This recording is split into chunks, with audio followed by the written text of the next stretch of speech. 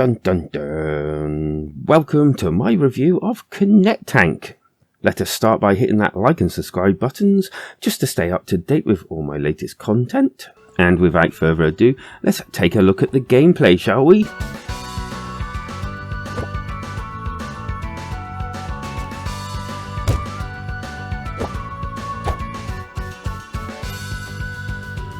Okay, so working for some very questionable organisations, it's your task to take your tank, and these can be upgraded, changed, swapped out and all sorts of different things, providing of course you can get the materials to build them, which you gain during, well, the game. Essentially you'll be picking up actual missions off various different, well, NPCs, taking stock of your weapons and inventory as in mods, and then we go into the actual game after you choose which vehicle you want. But at the start you only get one, but you actually get more later on once you've got the parts and, well, built the things. And then we're thrown onto a map, a kind of grid-based map with different directions to go in. Pick your direction, either easiest or most advantageous or the most money-grabbing way. Once chosen, you're kind of fired down a path without really being able to choose where to go, fight a few actual tanks, and then there's areas where you can heal, upgrade weapons, or just buy more weapons for that matter, and of course get more money. And onto the actual fighting, shall we? Well, this is done kind of, well, clever. I quite like it actually.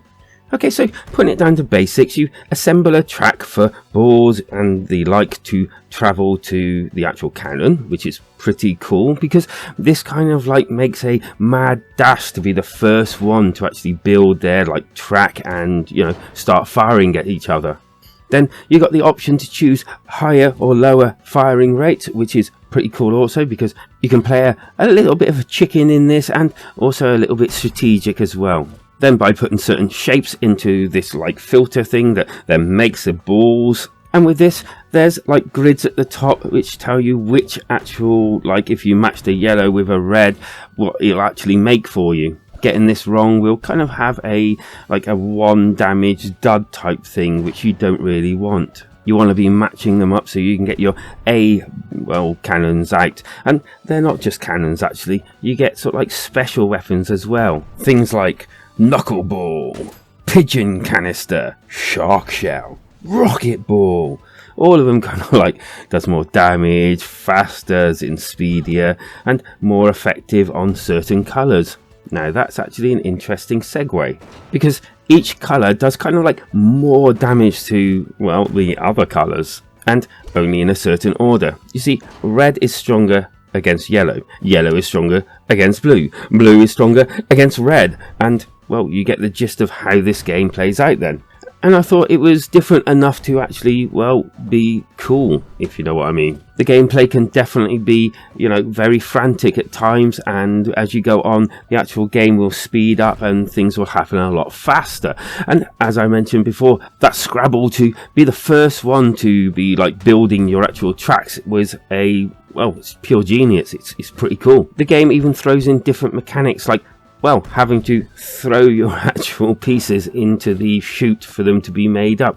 This really adds an extra piece of, well, difficulty as you go along. The game is 4-player. Unfortunately, I didn't get to play it in 4-player, but I can probably say if it's more intense than the actual single player, then I can imagine this being a brilliant game to bring all your mates round and play. And to my mind it even looks pretty decent as well, very cartoony. There's always some interactions going on in the backgrounds on the menu, and when the interweb opens up you can crowdfund certain weapons and shields and things like that as mods, and they've all got their different looks as well. I have to admit I didn't care for the actual music that runs through the game too much.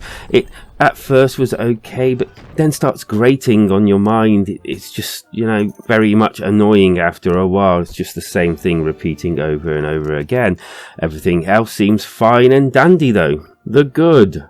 I felt the actual mechanics of the game was kind of fresh. I did enjoy the fact that, you know, there's multiple directions you can go on a map, and also the fact that you can upgrade your weapons, you can buy new weapons, you can get new mods, and you can also get more tanks.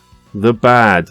I can definitely see it getting a little bit repetitive after a while, and I definitely do not like that music. And with all that, what would I score it? Well, on my own personal experience with the game, I think I'm going to be giving ConnecTank a pretty decent 3+ out of 5. It does seem pretty reasonable for the price, and there is plenty here to collect and do and, well, battle. And I like the fact that you have to connect these blocks at the beginning in order to, well, go on. But it's the longevity, the longevity, which I'm kind of worried about.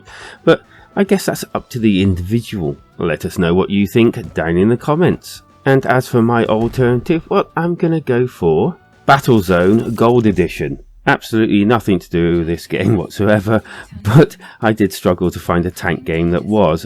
But it is a tank game. I own this in VR and it's really an amazing game. It's got multiplayer, it's got different routes that you can take. It really is good fun. It's a little bit on the pricey side, but I think I paid more than that for it, but I was happy with it. But if you're on the fence, then maybe wait for a sale, or if someone owns it, comment down below. Let us all know what it's like on the Nintendo Switch. And as for everything else, well, hit that like and subscribe button to keep yourself up to date with all my latest content. Come and join us in our community Discord. You're always welcome, because life is better when we switch together.